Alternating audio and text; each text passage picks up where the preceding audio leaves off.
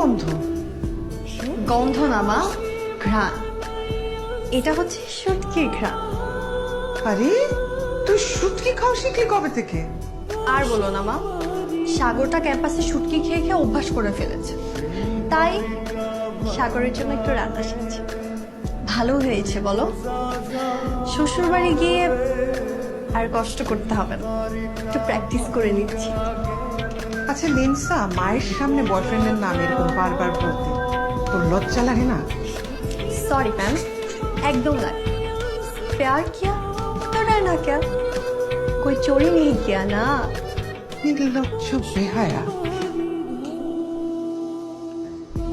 কিরে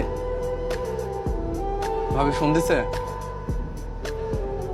ওর যে রাগ, আমার মনে হয় না আর ফোনটা নিলাম।